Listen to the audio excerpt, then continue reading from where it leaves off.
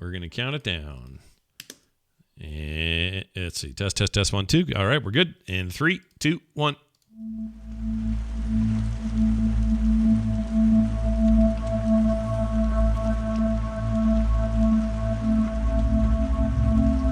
Welcome back, dear listeners and viewers, to There Will Be Dungeons for the weekend of Sunday, April 19th, 2020. Joining me today, Scott Johnson, that's me, Bo Schwartz, John Jagger, Kyle Ferguson, and his lovely wife, Kristen Ashton, and possibly Baby Chunks, although maybe he's asleep right now. I don't know where he is. Actually, is he asleep right now? Yeah, he's passed out pretty hard. Oh, that's cute.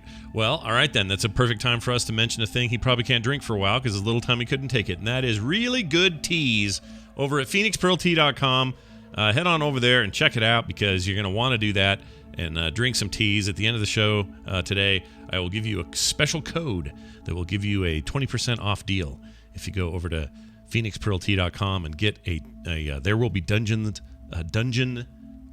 what's the word I'm looking for? Themed tea. Themed is the word I'm looking for. So go do that. All right, sit back and enjoy some Dungeons and Dragons as we play right now. But first, Kristen will recap our last episode. Last time on There Will Be Dungeons, Nash was now gnarled with a nefarious nemesis, and a potent power pounded through his person. As Nash fought with the fiend fixed in his form, he pictured a portent painting that promised his passing. Meanwhile, Varel, wound to 1 flyer, forthwith found himself fixed to 4. Hope halted her fast fall, now burying bullets to bypass the beguile. Pegasi and their posse proved powerless, falling fast to the hatred of hell, but Stanley stood steadfast, wresting the wrathful wretches into the ward. As this frenzy fringed the front, a demon driving an evil equine detonated a deleterious demand: set south. Paladins pulled their Pegasi to perform the proclamation, and Varel cowed to the command. Ever enraged, he rounded on a rider, granting her to gravity. Stanley raced to the rescue, fending off a fearful fate with Featherfall. But the falling fighter had been the bearer of the box, and Varel's vault rendered it retrievable. Unable to pacify the Pegasus, Varel took to the tower as the Knight Commander blew by, grabbed the glove, and mounted the Mustang, ready to run the relic to its resolved refuge. Stanley, exposed by his extricating execution, was fenced by furious fire as 2 apparated archers began pelting with poison. Varel, breaking the brain bewitchery, strode to Stanley to save him from a fiery fate, but instead of blasting through the blaze, Stanley beamed them behind the bewitcher. Nash continued conquering his conjoined contender, but was beset by more bizarre bouts. Now he knew the direction of drugs.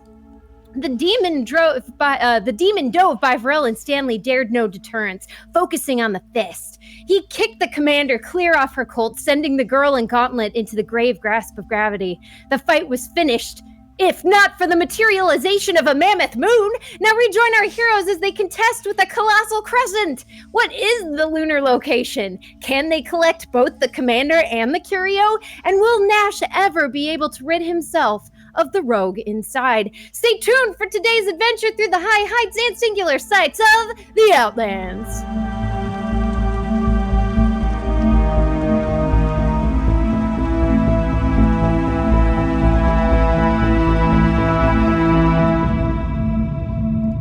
All right, Bo, the chicken is in your oven. He said that and he left. Oh. As soon as you said He it's had to in go his hands. get the chicken. Oh, he had to get the... Hello, There Bo. we go. Hi, Chicken's back. Welcome back. You all right there? Sorry, I had an important notebook to go collect that wasn't in front of me. And didn't time it very well. Or really well, depending on your point of view. This worked out great. Go ahead. All right, It's so all yours. we find ourselves back atop the White Tower throughout the hills and charred fields of the Outland. In the sky above, what was previously a cloudy, overcast day has transformed into a mildly cloudy atmosphere that is immediately nighttime, as a moon has itself appeared in the sky and sort of zoomed in and comes in close, filling up most of the night sky. Upon the surface of this moon, a city, an illuminated city, light there's these sort of circles of light that are small in the center and then sort of spread out, and then there's kind of this plus shape through the circles, and this light extends out and eventually fades off in the 4 different directions for this moon in the sky. Okay, so we were in the middle of combat. And just to recap a few key features of what's been happening with the battle, Knight Commander Elentris Vane has been blown off the side, along with the chest containing Zorander's Fist, off the side of the tower and is currently falling. There are 2 enlarged green demonic beasts up on the battlefield. All of them are flying above. And all of the...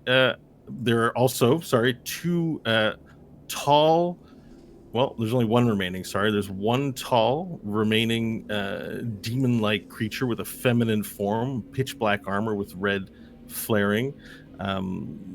She's floating along the south side of the tower, taking shots with her hand crossbow. Okay, and I just need to figure out what turn we left on, which I didn't check beforehand. Does anyone recollect? I think it was Nash, right? It would have been Nash. Clearly Isn't Nash. that what summoned the moon? Yeah. I have an arrow here next to it, so that's perfect. Or wasn't it the end of my turn because that summoned the moon? Or did it happen before I did anything? I don't remember now. I think I did it at the end of your turn. Okay. So we're going to go ahead and continue on with... So sometimes creatures are invisible in this battle, and I have to think the invisible creature died. Okay, perfect. So that brings us to the good guys. There aren't any remaining up here, so that's about it. Varel, you are up. So before you is a double in size floating demon. Stanley's right behind you. On your left, a little farther back, you see another giant creature, battling Hope, and then a little farther, there's Nash is entangled with one of the demonic beasts, and also has one inside of his body. Can I get a current height on the big guy and this one to my left? How high are they in the air? The big guys are floating about 10 feet up off the ground. They have to stay high enough to be able to assault you without touching the tower, so they're not high currently. Okay. 10 feet, huh? Not an exact 10 feet. They go up and down based on, the bobbing of flying and things like that. Yeah. Could I use a jump as my movement to get to a leg of one? Yep, you can. All right. I will do so. Okay, but this will use one of your attack actions to grapple the beast. Okay, so jump will be the movement, and then a grapple to hold on. Yeah, because it will fight back against you hanging off its leg. So I'll need you to win. Okay, I'm down. All right. For my athletics jump movement, I got a 13. Okay. Athletics, and I can use Dex or Strength. That's the option as Defender. Okay, so my result is 17. Okay. So you jump up, attempt to grab the leg, and the demon swiftly moves his leg out of the way, preventing you from sort of, your hands clutch nothing. Then I shall. Now it's an attack action, which you get more than one of in a turn. Okay, well, I'll just turn around and do it again. Yeah, just right in the midair. You swing once, you see that he's readjusted his legs, you get one more opportunity to grab on. Nat 20 on that one. Yep, that beats me. So you grab onto the leg, and you're now dangling from this creature's massive leg. It's like a tree trunk, so you now have a hold of a tree trunk.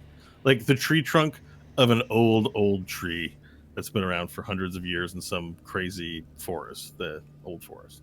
Big trunk. I'll hug the crap out of it, and I will do a Hungering Jaws, which I can use as a bonus action. Okay. To let me do a bite attack on it as a bonus action. With a 21. That is a hit, and your mouth goes wide open and sinks down onto the demon for how many points of damage? For 9 points of damage.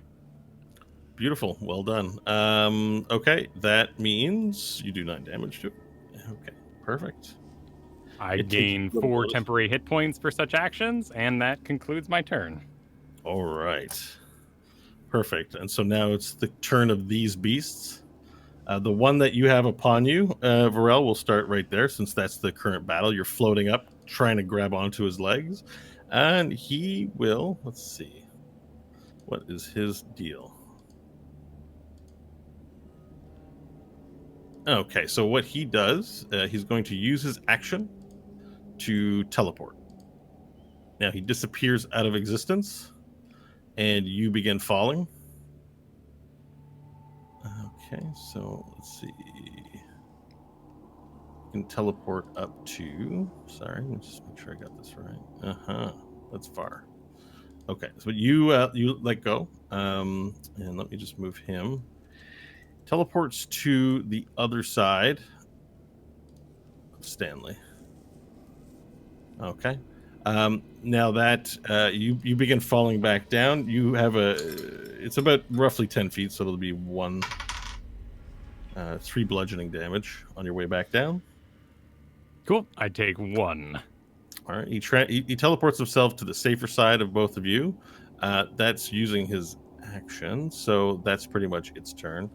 Now the one next to you, Nash, you're fighting one in front of you. Mm-hmm. So this one's going to make an attempt to attack you. The normal complement of abilities here. So first he takes his great axe and tries to sink it into your dragon body. Let's see. 20 to hit. That'll hit, right? Oh yeah. Yeah, for sure. Okay. So brings up his axe, sinks it into you for, well, probably one of the best case scenarios. 8 points of slashing damage. That's not too bad. Okay, so the demon just raises his axe up. It hits your scales, does a minor amount of damage as it crushes a bit of the scale. The next hit's going to be 26. Okay, and this time he hits you with his claw, and he deals... I rolled the wrong dice. That's good. 14 points of slashing damage. Okay. And I need you to make a Constitution saving throw, please. Can do. That's gonna be a 18. Okay, perfect. You save. So you feel like this burning sensation where the claw has scratched your scales. Yeah. But the poison upon them does not take effect. Now, the one next to you, Hope, you're facing down a rather large one. As you turn around, look up, and see flying above you this house of a demon looking down upon you, and its eyes shine and look at you, and rather than hit you with its axe or a claw, he seems to just take out a hand and reach out down to you, and he goes, "Mine," and he tries to grapple you.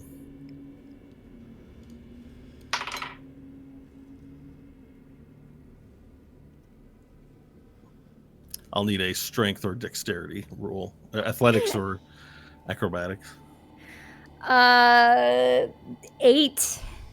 Okay, so the demon in his large hands, like it covers your body completely, picks you up in its hand like a pogo, or you guys call them corn dogs or whatever. But pick them up. Whoa! Don't go so fast past that. Hold on. We've talked about this. Yeah, corn dogs we do are corn called dogs. You pogos. call them pogos. We haven't talked about They're that. pogos. They're pogos in Canada. Amazing. Okay. Because they have sticks? Pogo's like a brand name, so it's the company that sells okay. the corn dog. But nobody calls them corn dogs. Everyone calls them pogos. It's like Kleenex. Right. Kleenex is a company name, not the name of tissue paper. Okay, I get it now. All right, Yeah. cool. I'll remember that when I get up there, so I don't embarrass myself when I want a corn dog. People you're like, oh, pogos, eh? Yeah. Okay, so he grabs you like a pogo or corn dog, and lifts you up into the air in front of his eyes. And there's a demonic and menacing look, but you can't anticipate what it exactly is going to do with you, eat you or throw you. You're not sure yet. Okay. Lastly, there are 2 still up. One is stunned. I have a stun marker on him, so one is still stunned, floating above. This one here, seeing that Hope Nash is making the biggest of noises in terms of the attention he's getting on the battlefield, being the biggest threat. So this one flies over to you as well and attempts to What would be the best way to win? I have a lot of aggro, do I? You do. Okay. Okay, he's going to do that, and that's going to be super irritating for you. Great. Love it. Okay, he gets close to you, and he splits into 3 different creatures. As a result of my wild magic. Which take a position around you. Okay.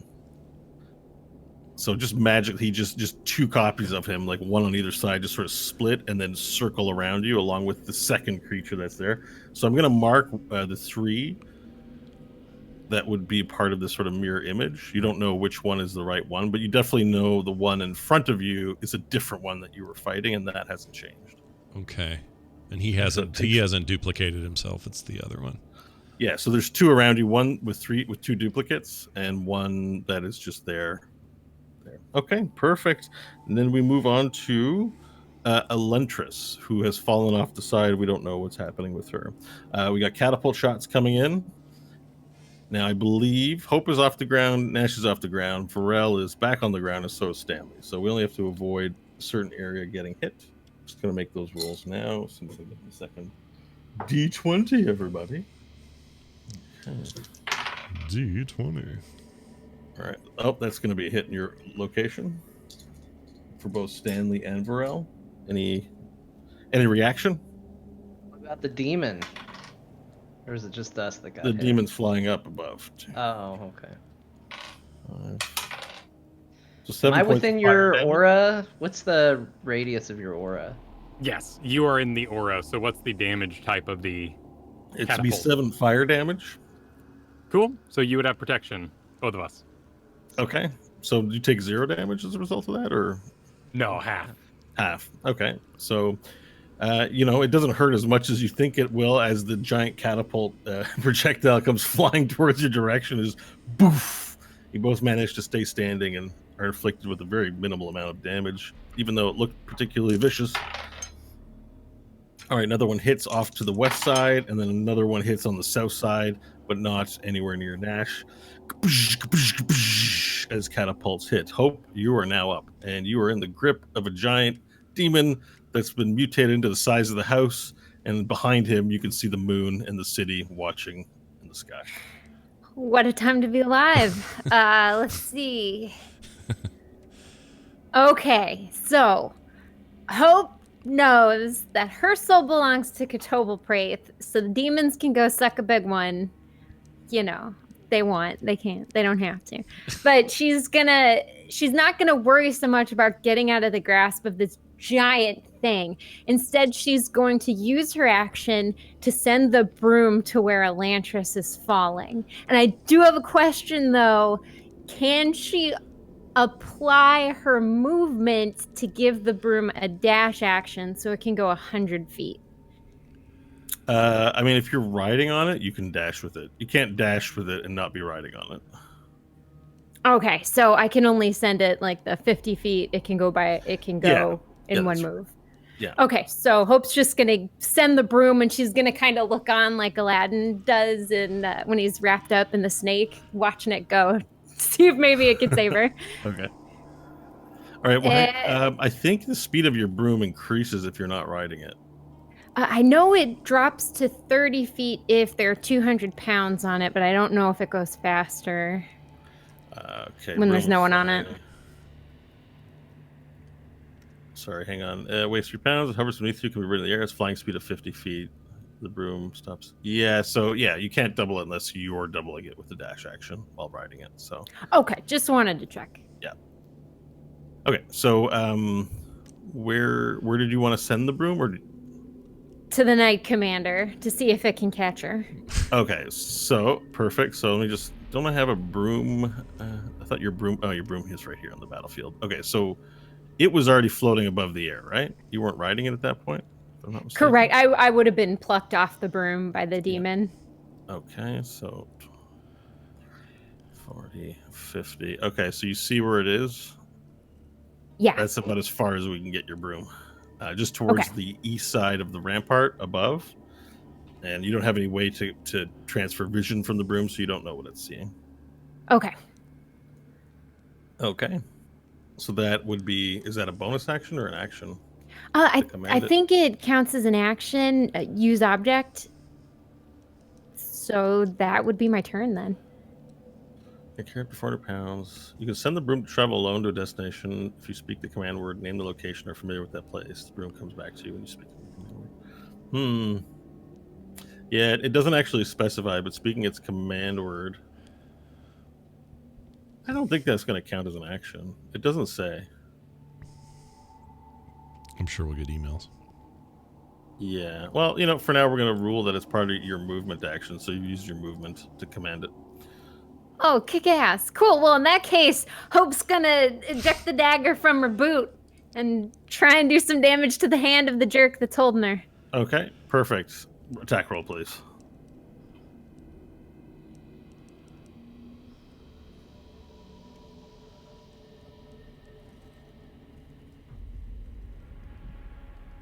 Hold on, getting to the correct Yeah, page. no worries. So we take the attack roll. Stanley, you're up next, by the way, so you can start thinking about What kind of move So might be. 14. Yeah. Yeah. 14. Okay, that's a miss. Okay. Or a hit, but you didn't inflict any damage. Yeah, hits its the weird hide is skin? so thick. It's just thick. Just doesn't give away. It bends the blade backward. Okay, perfect. Anything else you'd like to do with your turn? Nope, that's it. All right. As you grapple with the large, giant green demon that has you in its grip, you do see like a shadow sort of begin to cover over top of the tower.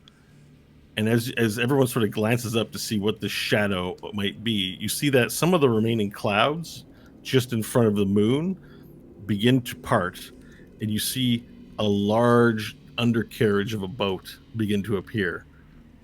Dun, dun, dun, dun, dun, dun, dun, dun, dun, dun. And then this big boat appears, and then behind it, also through the clouds, these two smaller boats flying in the sky above the tower. And very quickly, these black specks that are humanoid in shape seem to run to the side of the ship and begin diving off the side. And they're dive bombing all the way down. They're covering a lot of ground quickly as you see them begin to dive down in your general direction from these airships that have just appeared in the sky. Stanley, it's your turn. I got a couple questions. Yep. Question one. So, the Knight Commander was up in the air when she got kicked off. Is she still technically and she's had a turn since she fell. Is she still above the view of the tower, or has she disappeared? She's behind disappeared it? from view and fallen down. Okay.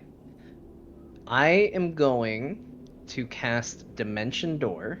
Yeah. I am going to use it to teleport to the other side of the tower. Mm-hmm. If you can see my icon, Right. about there. What's the range is like half a mile? Is it? 400 feet. Okay. Yeah. So the goal is to be to teleport down and through the tower to the other side as well, so that I'd be coming out, roughly about halfway. I mean, is there anything I can roll to kind of do a on-the-fly geometry guess as to about where she's going to be fall-wise? Not necessarily exact, but trying to get within 60 feet of it. Likely she's probably halfway, if not more, down the side of the tower at this point because her next turn has gone by. Which means your best guess would be the bottom. Okay. So then I'm going to. There would be nowhere to Dimension Door except in midair, anyways. If it wasn't the bottom, right? That's fine. Yeah.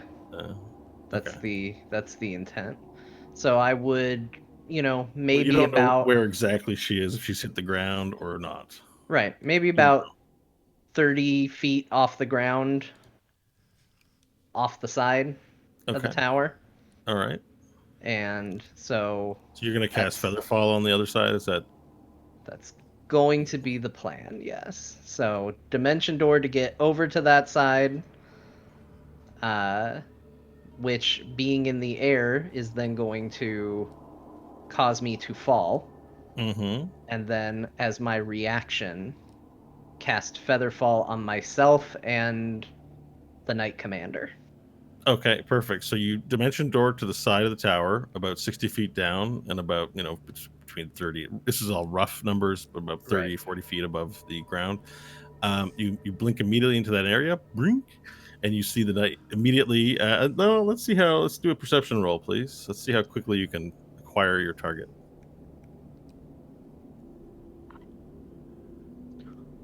That is a bad roll, but I'm good at perception, so maybe okay. 14. Okay, so you scan around quickly. You don't see her for a quick second, and you know every microsecond that it takes for you to find her is one, split second closer to her hitting the ground. So there's a panic as you are also flying in the air, looking down, up, all degrees of movement, trying to find her. And you do see her about 10 feet fly above the ground below you, and about to get smushed into the ground. All right, Featherfall on both of us. Okay, burn your spell slots, please. You cast Featherfall just as she's about to hit the ground, and like 1 second before, she just goes, whoop, and then she just gently falls to the ground, with you following pretty close thereafter. She gets up onto her hands and knees and is panting, and still sort of in a state of shock about not being dead. Anything else you want to do with your turn? That's my turn. Okay, perfect. Congratulations on saving the Knight Commander. All right.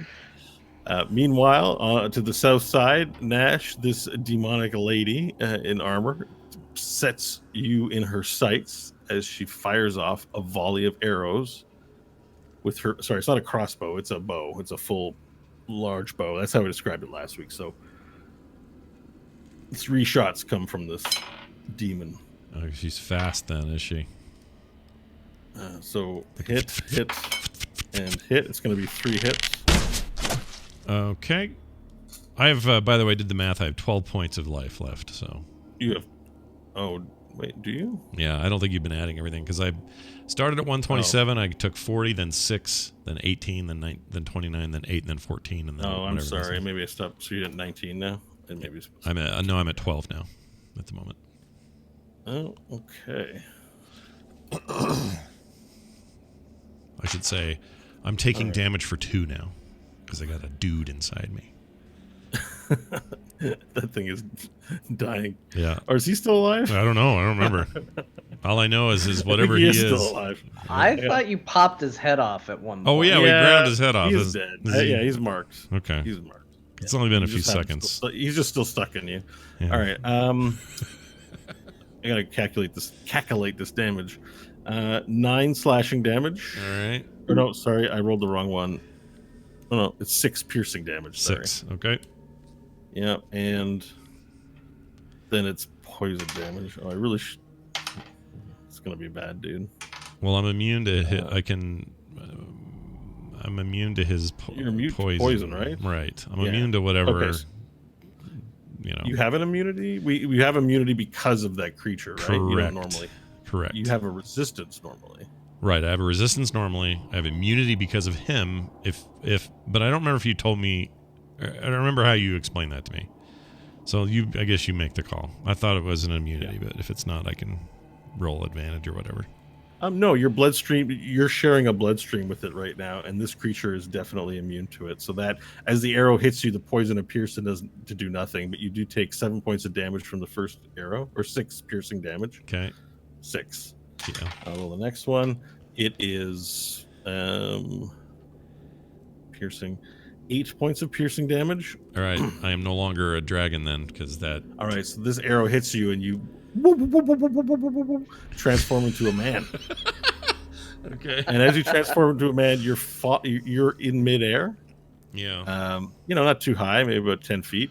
But as you transform, you become detached from the creature, and the creature's husk is loosened from you, and you both fall to the ground. Now, this lifeless corpse just goes, but you have to take falling damage. No, I float because I got the underwear built into me now. Nice, countered with the floating underwear as you activate it with your willpower, because it's part of your DNA. Yep. You also feel a nice cool breeze in your buttocks. And it's great. Yeah. All right, and then the third arrow, as you're enjoying the cool air, a third arrow knocks you in your bounces off your head. It doesn't pierce your skull. It just knocks it really hard. It just goes pung. Makes a little red spot. You take another 5 piercing damage. All right, so that can start coming out of the pile here. Hold And on. the body is you're now detached from the body. However, you are now just a Nash surrounded by 4 giant demon creatures flying above you. Okay. All right, now that's that. And Nash, it is your turn. Oh, good lord. All right. How far above me are they? How many feet? They're about 10 feet. Like, they're flying high enough that they don't touch the tower, which is death to them. Mm-hmm. So, but they have to be able to reach down and hit you with their attacks, right? So between 5 to 10 feet, like they fly in and out where you can reach them with melee attacks. Okay. If you time it when they come down. Let's see if this would work. Oh, and it's that circle of fire is gone. In the nick of time, as you begin descending, the circle of fire flame goes away. Okay, the one that was on the thing. Yeah, that's actually not supposed to be there anymore. All right.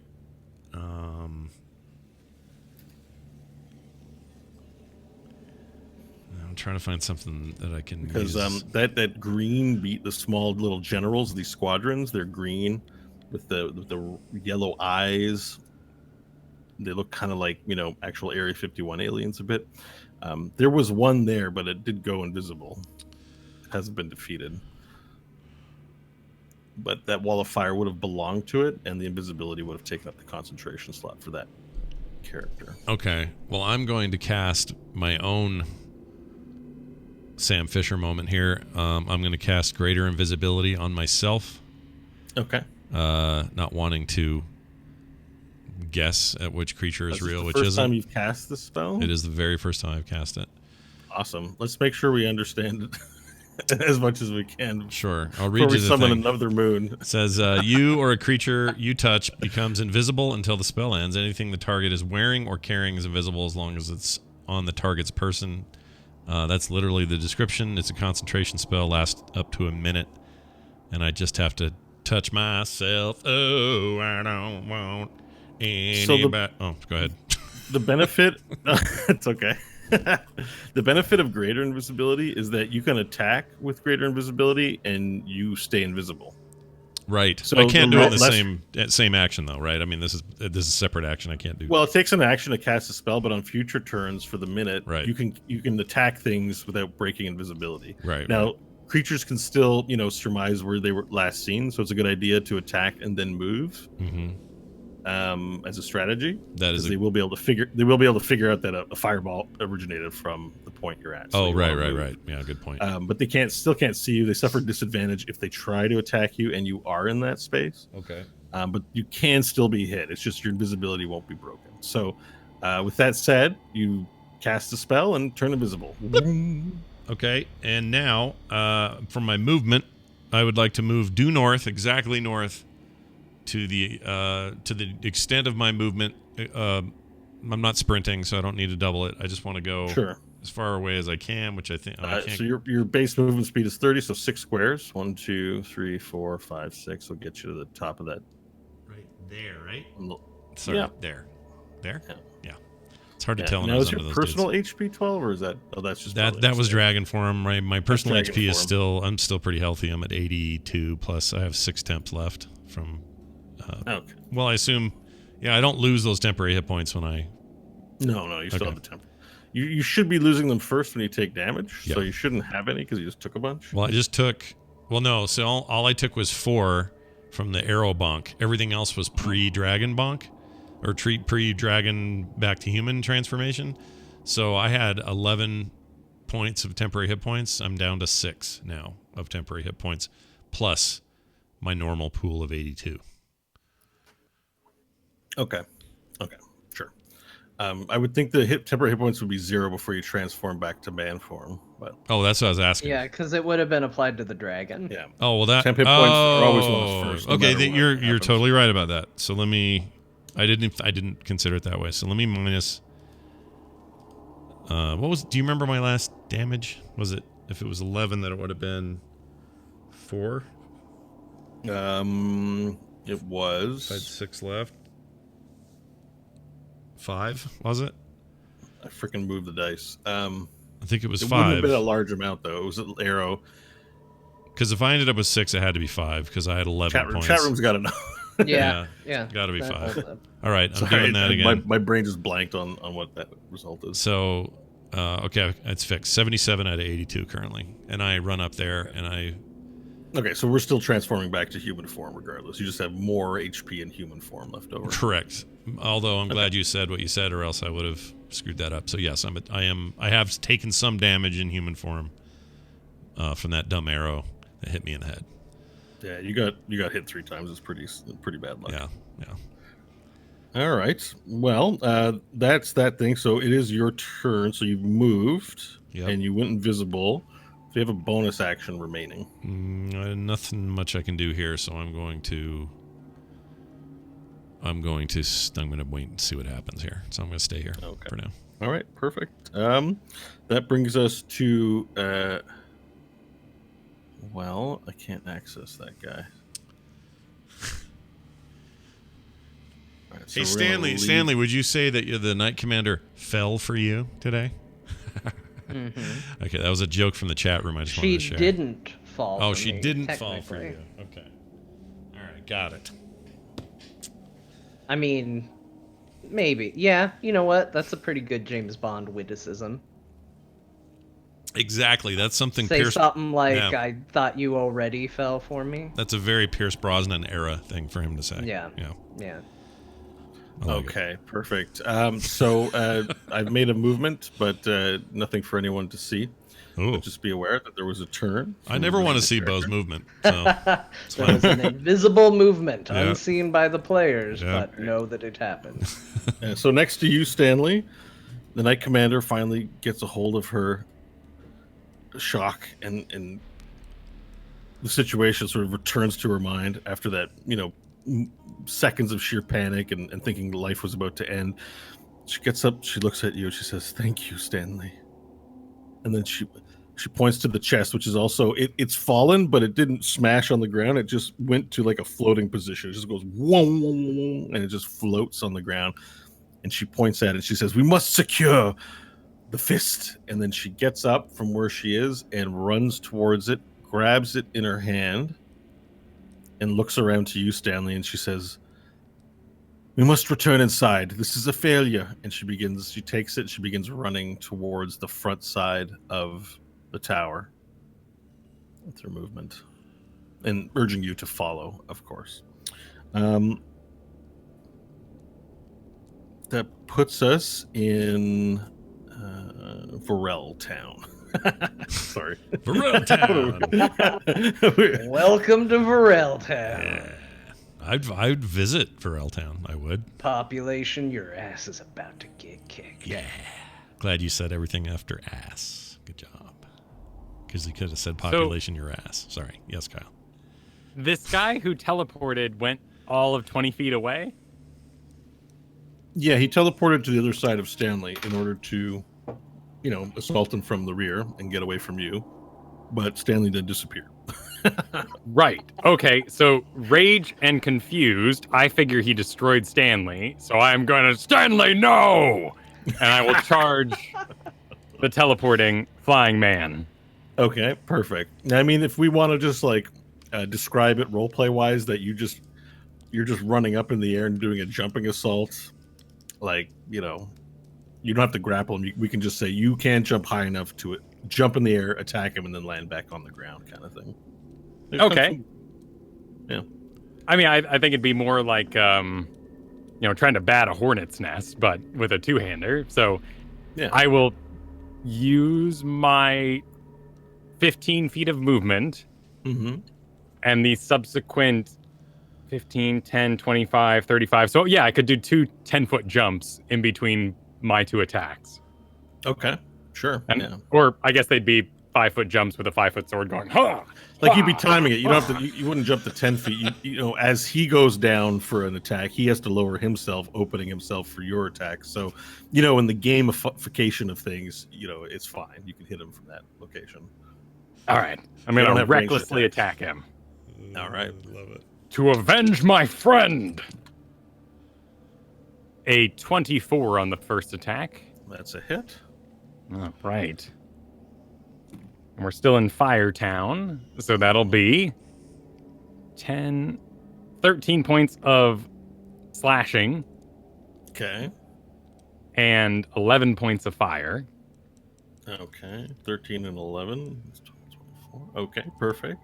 Followed by the second reckless attack, which is a 17 versus AC. That's a miss or a All hit, right. but does no damage kind of hit. Well, as I descend from my attack, I will flame burst him for 3 points of fire damage. Okay. It's done. So that first hit was actually particularly grievous as you're basically we can role play it how you want it, but you take your weapon, you have a flaming sword, right? And Yes. you bring it in between his big toe and his second toe and just Hell yeah. slice that skin right between his two toes. And he goes, for the first time ever, one of these creatures reacts almost as if you found a weak point. And he goes, ah, and drops his axe on the ground. Boom, and he's clutching his leg where you've like, he's like brings his leg up and is like examining the place between his toes where he's like, whoo, whoo, whoo, whoo. It's that grievous blow between his toes. Another good Bond movie. Yeah, very good.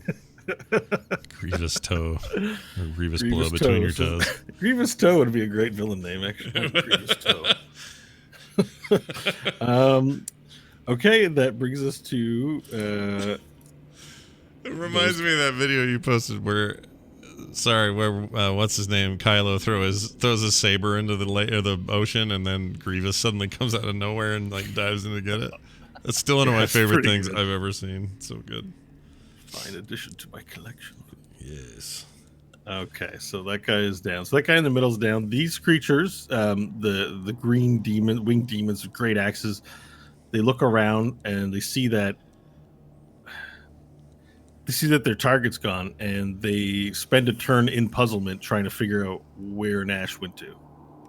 And we'll see if they spend that turn. We'll leave it up to the dice. How about that? Let the dice decide.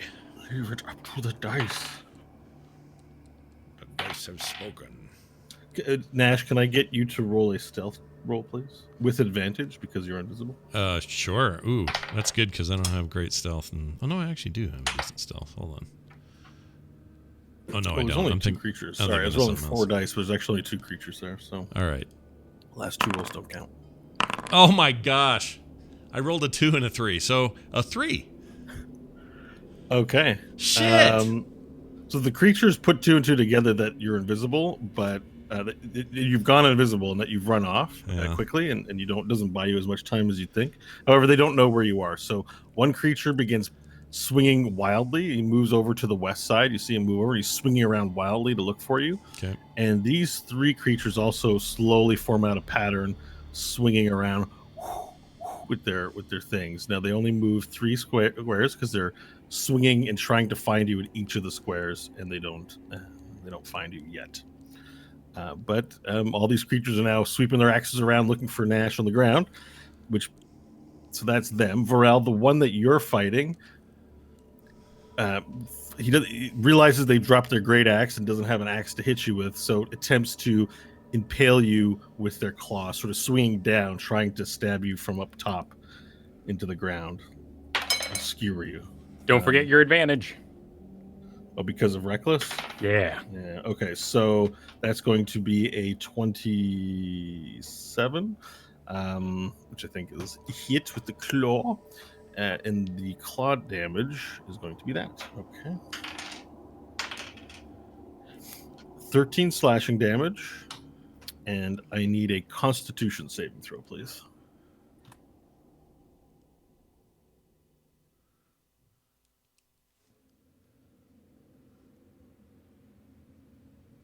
You're muted. Oh, pardon me. 12 damage or 12 Constitution. 12 Constitution. Okay, so that's going to also stack in some poison damage.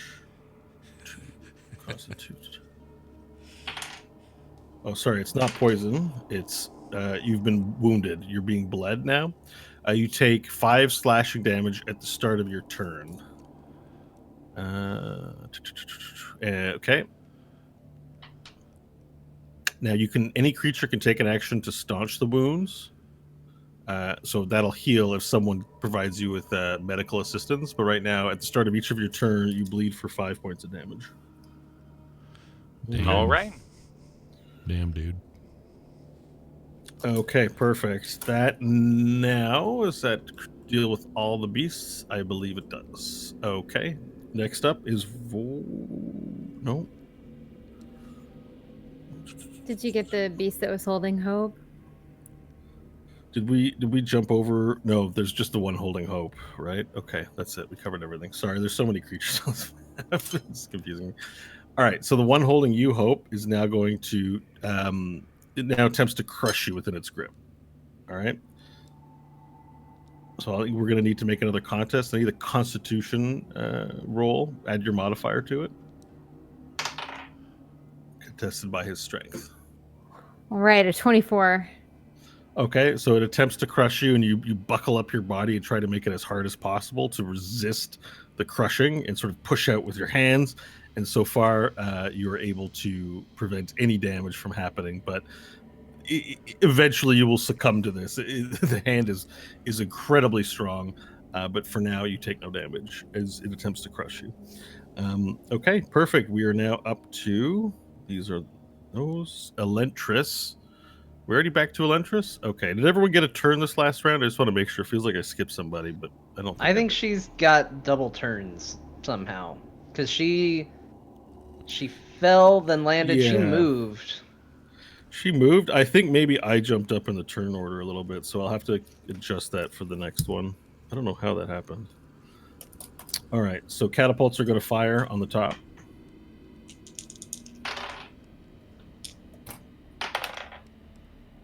Okay, and they are all misses. Okay, perfect. So that brings us back to Hope. I actually think everyone got a turn. No, I don't think you skipped anybody. I think Elentris just got double. She got double. Okay, then let's go to Hope. Okay, Hope is going to use her action to do 2 kicks with the dagger to see if she can cut the hand and get her way out of the hand. Because it would be a grapple check, though, to... Well, breaking a grapple, you can also break the grapple as a move, and that means you can use your dexterity, like your acrobatics or your athletics, to contest and break it.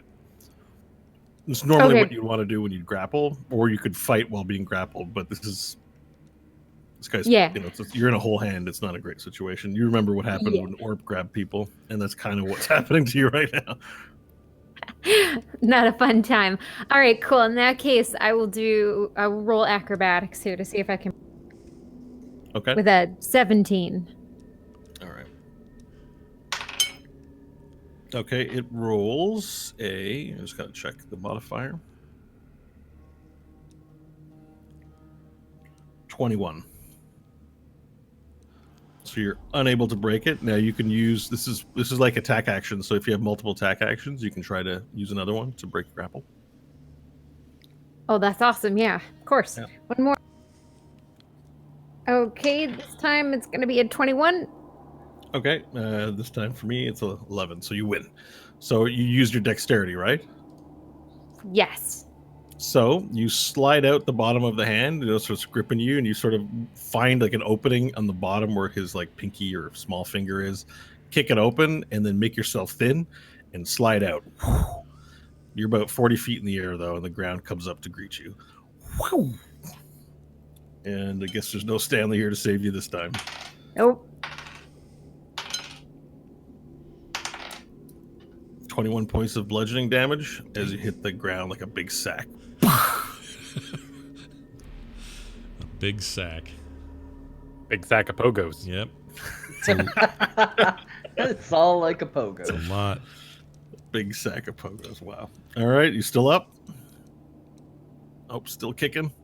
Yep, she's still going. All right. So you hit the ground like a big sack. You're prone, so you'll have to get back up using movement, which you still have this turn. So Yeah, she'll go ahead and use that to stand up and basically get ready to sprint. okay, yeah. So that's your attack action you use this turn. You have a bonus action remaining, and you have some movement you can use as well. But you have to be very careful how you navigate because there are opportunity attack creatures in the area. Yeah, she'll wait. She'll position herself getting ready to run, watching for an opening. Okay. All right, who's next? Let's go to Stanley, please. Oh boy. Okay. I'm going to run up alongside Elantris as kind of a escort to move along with her. Mm-hmm. And Stanley will say, I will get you to the front door, but I am not leaving my friends behind. They are not lost. And for good measure, I'm also going to drink that potion of healing that I have. Okay.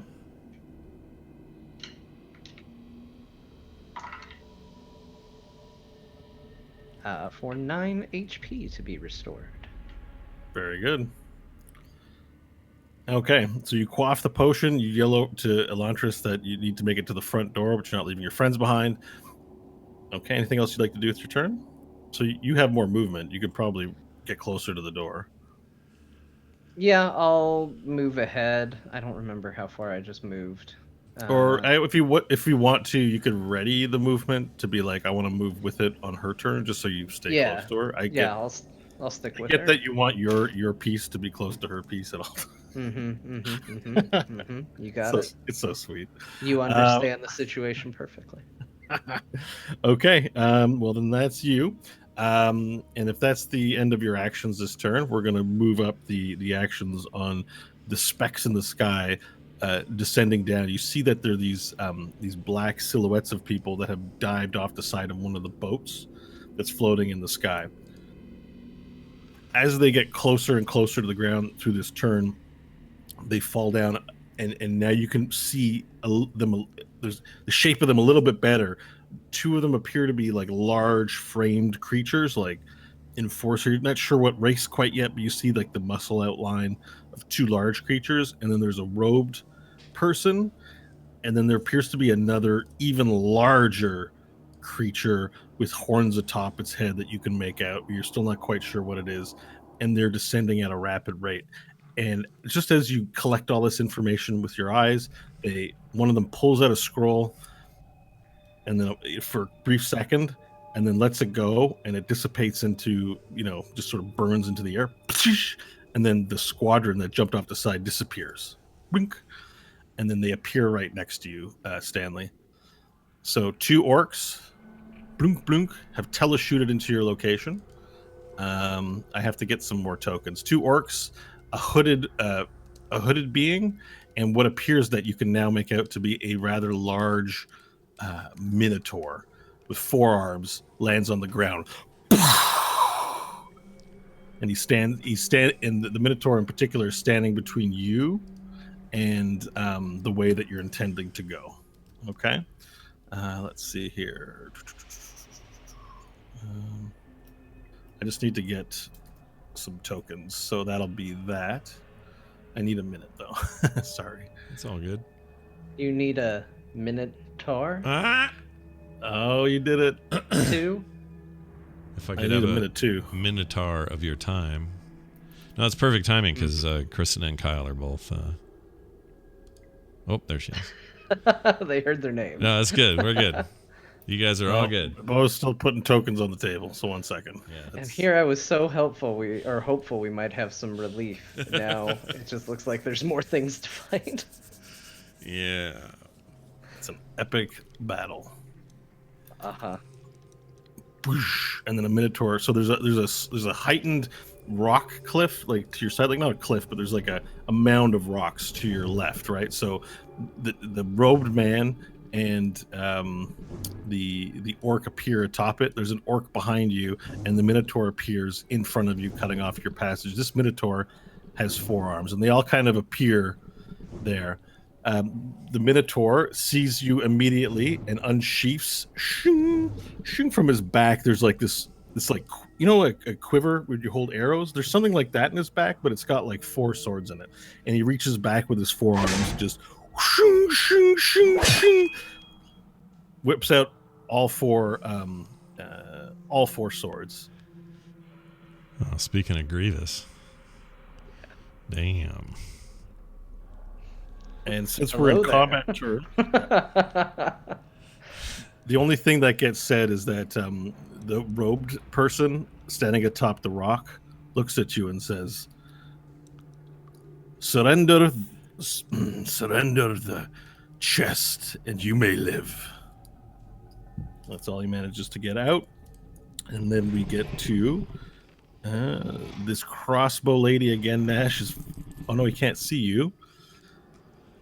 And she actually doesn't have a good position, so she moves to the higher.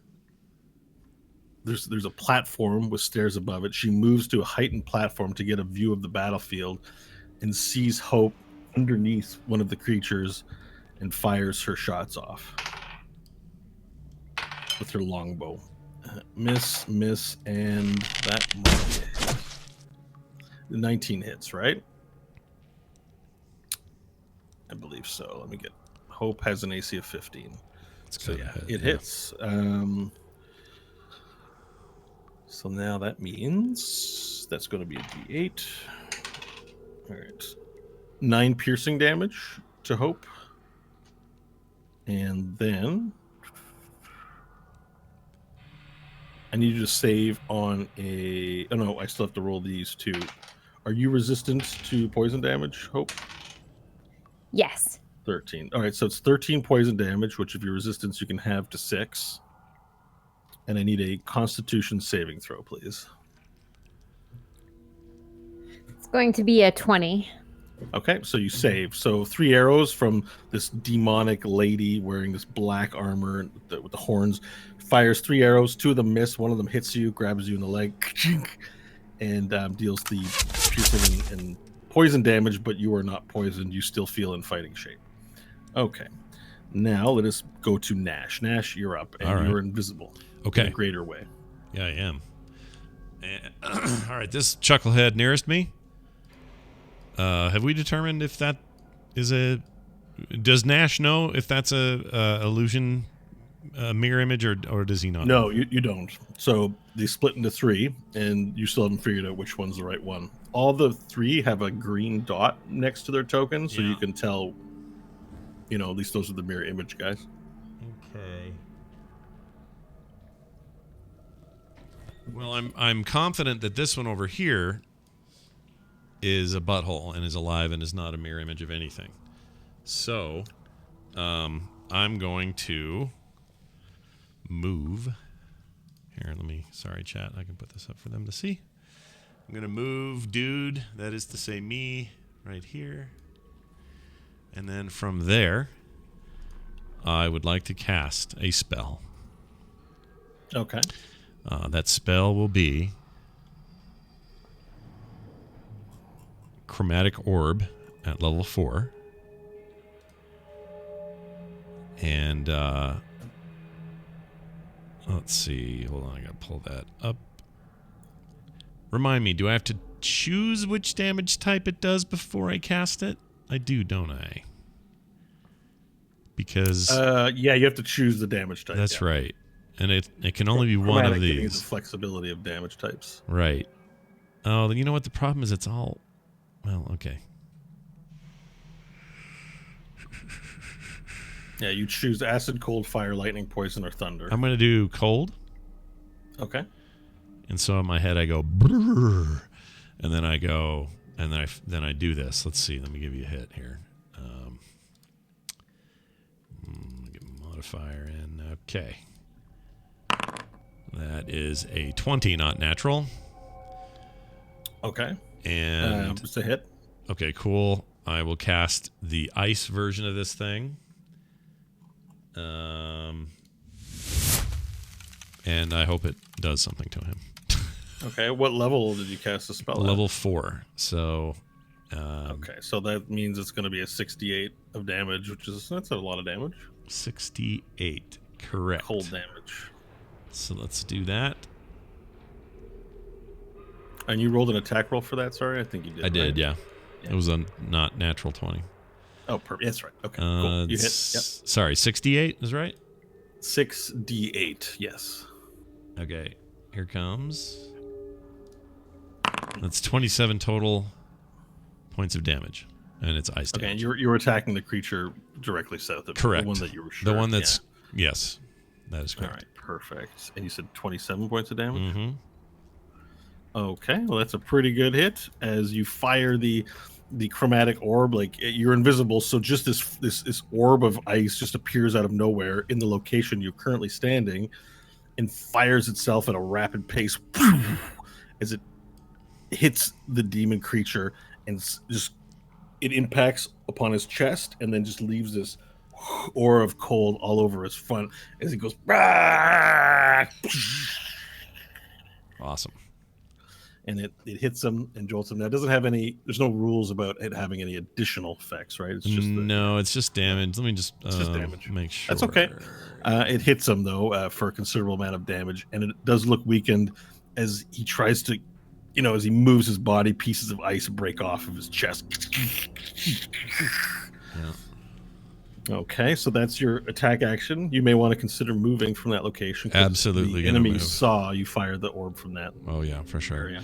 I'm gonna assume he thinks I'm gonna move behind this pillar. So because of that, I'm gonna go 1, 2, 3, 4. I'm just gonna go right here by these steps. Okay, perfect. That's my move. That's my turn. Okay, excellent. So that's Nash. That's Nash. Now we have something else that's happening, but it's happening invisibly. That's Nash. That's my There's new something show. else that's happening invisibly. So you guys have a nice conversation. Want to strategize a bit or do some table talk? That's great. I need a moment. When Nash makes his sitcom debut in the fall, it'll be called That's Nash. And Stanley will be in it. Strategy we really have? Yeah, we don't Fuck, have one. We're kind of screwed. Yeah. It's going bad. It's Yeah. gone bad. Yeah. This is a pear-shaped situation across the board. We're talking. What's everyone's health pools at? How we doing? Pretty good. I'm only 7 down on my total. I'm at 49 of 93. Okay, and I see Hope on the D&D Beyond is at 20 of 94.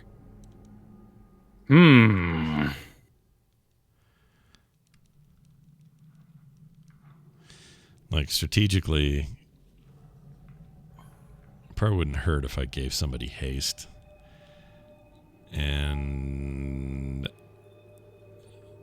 yeah, from my angle, I don't know what it. There's just too much scattershot. Plus, we don't know what these green dudes are.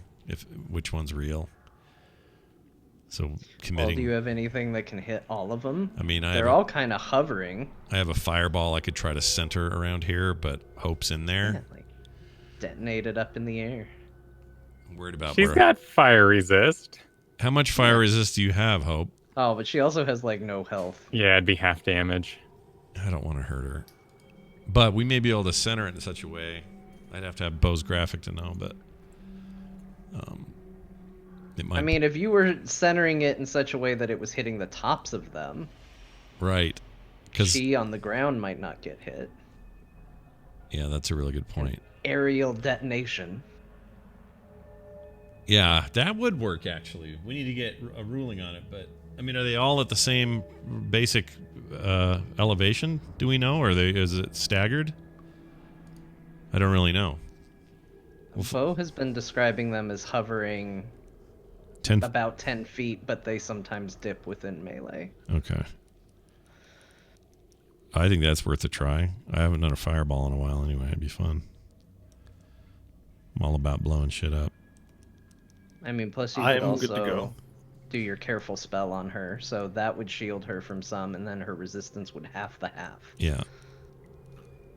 Okay, so for these, for Stanley on the right side on the ground floor of the tower with Elantris vein, you guys are, hustling along the side trying to get back to the front door. As you did that, obviously the the Minotaur, the Hooded Man, and the 2 orcs from the airship have telechuted down into your area and now have you surrounded. Now, as this whole situation takes place, a third actor appears above you, and it's one of those green-skinned creatures that seem to be very psychic, that are squadron leaders for these large green demons, appears above you and casts fear in the area where everyone is in there. So I'm going to need saving throws from... it's going to be... where is it? Wisdom saving throw, please. All right. No, it's not going to be you. It's going to be Stanley. Oh, Stanley's the only active player that has to. Oh, I thought you said everyone. Okay. No, but it's like the Knight Wisdom. Commander has to do it. And... That's a 17 on my wisdom save. Okay.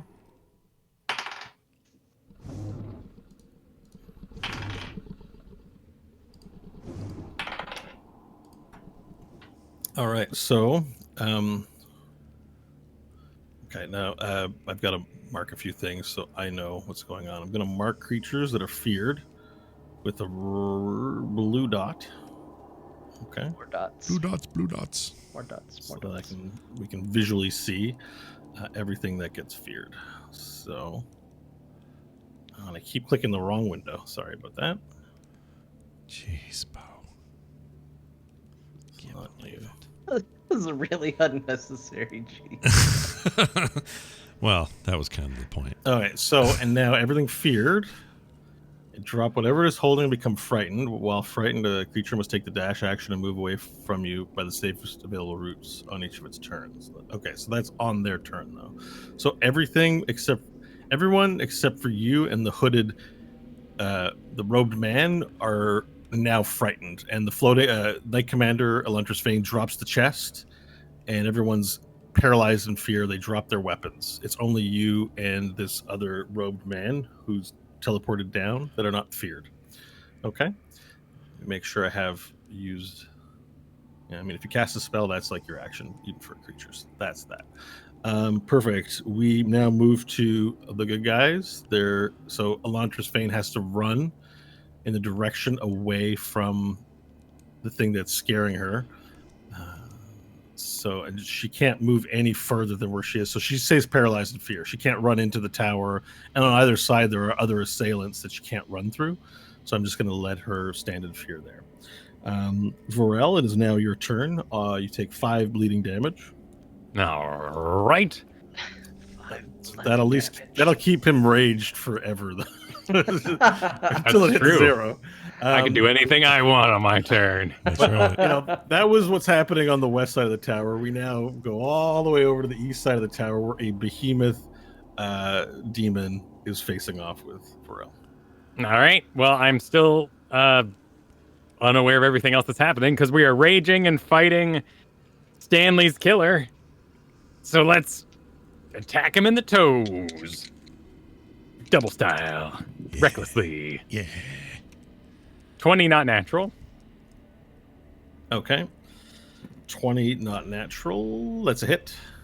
All right. We're looking at 11 plus rage is 14 points of slashing and 14. 9 points of fire.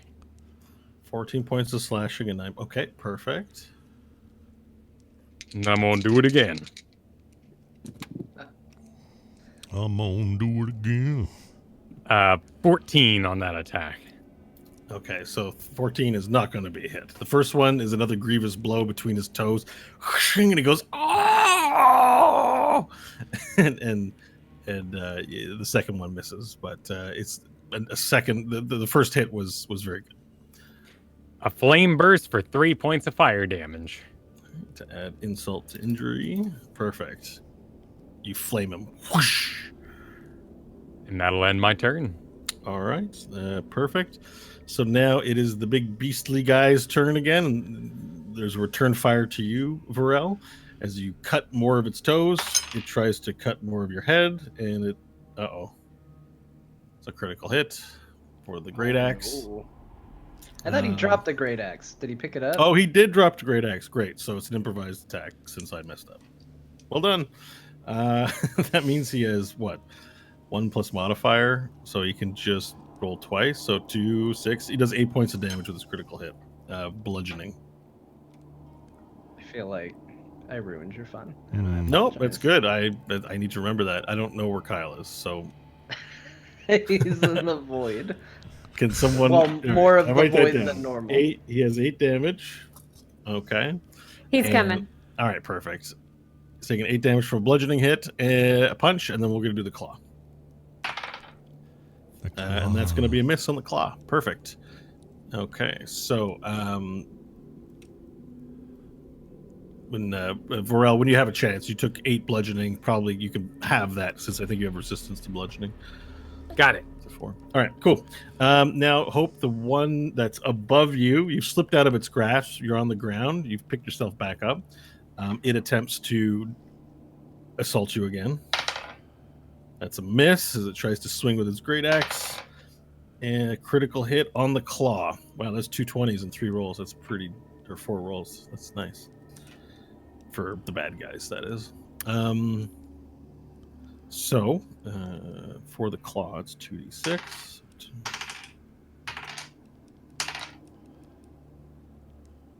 16 slashing damage against Hope. Okay, and I need you to succeed on a Constitution saving throw, please. All right, let's see. 23. Yep, that's a save. So you get stuck with the claw this time in a severe spot. Like it rakes you in the back as you try to get away, and you feel the sting on this one as it does a deep amount of damage chasing you around. Okay, now the ones that are looking for Nash, they're slowly, so they fly immediately to the location where you were and start swinging around. Sweet. Some of them can't make it the whole way without consuming their dash action and not swinging, but they're patrolling this whole area looking for you, Nash, and they can't find you. Awesome. I love that. This thing is dead now. It's fallen to the ground, and behind it, as they move away, the one that was a part of you in that conjoined twins scenario hits the ground and sizzles and like fries into nothingness. But there's a smell of charred flesh that arises in that area. Okay, now there's the one in front of you, Nash. You're invisible, but there's a stunned one that's sort of floating in the air, a bit stunned, and it remains unconscious. So this guy just in front of you is unconscious. Okay. Oh, okay. Perfect. Now that is going to be that for them. We have Elentris next to. Wait, this would be her second turn, right? We got to get rid of one of these turns because the last one she was just scared in place and dropped the chest. Well, that's what she's doing in this one too. No, this is the turn order. Actually, it's going a lot quicker than it was. It's Catapult's time. Have you had a move, Stanley? Right? No. After you moved, they appeared, and she hasn't moved since then. So, I don't know. Yeah, you're right about that. There's something weird going on, but my notes don't have anything. Anyways, I'm just going to skip that and go. You're saying good guy's turn and then giving her a second turn on the good guy. I'm moving her along with the good guys. Okay, I'm going to get. There's no more good guys. She's not in the good guys list. You figured it out, We tried, Vorel. everyone. You figured it out, Vorel. Without That's seeing not the to notes, say he knew. That's not to say she isn't a good guy. I just meant the generic NPCs and not the named NPCs by the good guys. All right. Miss. 3 more catapult shots hit the top. Oh, that might be a hit. Yeah, Nash, catapult manages to find you. Great. Great. No. Really, I'm shocked by this. Utterly blown away. You take 12 points of fire damage. Shit. wish it was a But I don't dragon believe form. it's. Hang on. It doesn't break invisibility, but your invisibility is a concentration. Maybe I'm gonna check that. Invisibility is concentration. It is. Yeah, So His you would body have is to roll that. invisible, but the fire is around the outline. Yeah. Oh no! Well, So I'm look like no. when you push No, the invisible man. there's so much. Sorry, go There's ahead. so much fire and chaos that you don't have an outline. Not with that type of damage. Like Okay. It's a big catapult that just explodes into your area. So everything around you's on fire. They can't tell you apart from the rest of the flaming, junk that's hit the top of the surface. So, Okay. but you have to roll a concentration throw. Okay. So, and what he's got to pass. It's 10 a plus D20 plus his Constitution, and it has to beat 10.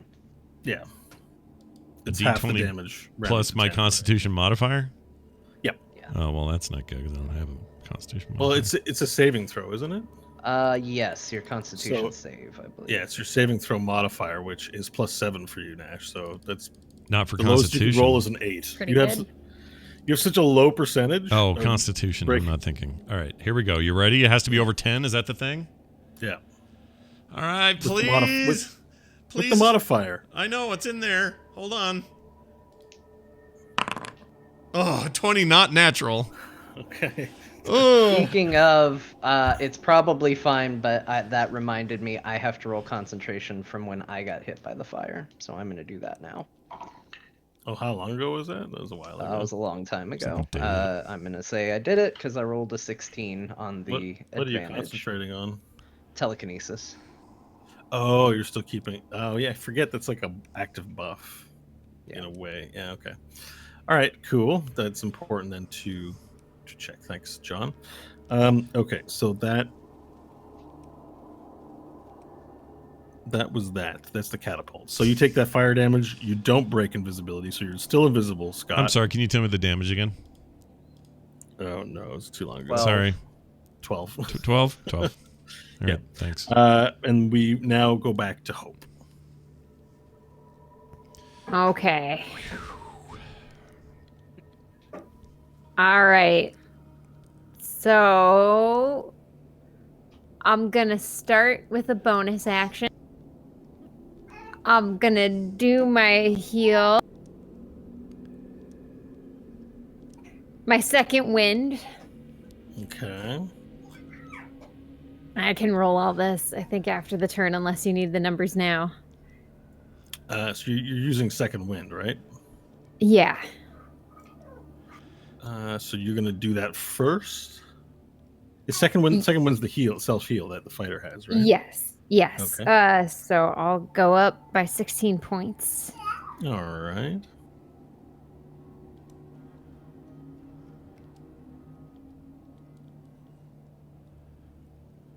Now, the big guy above me, am I going to have to disengage from him? He's close enough?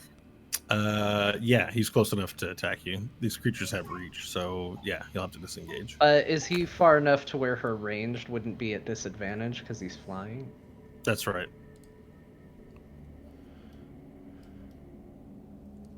These creatures have reach, so they can attack within 10 feet of them. Or Okay. they have a reach of 5. Yeah. You're so spread out. Jeez Louise. Okay. And that, like, this is the moment you really gotta get in your character's head. Like, it's the situation. What would they do? Hope would see that, Well, she's died before, so she's gonna take aim and she's gonna shoot at this dickwad floating above her and aim for the face. Maybe she can get a brain shot. Get the face. all right. Make the attack roll.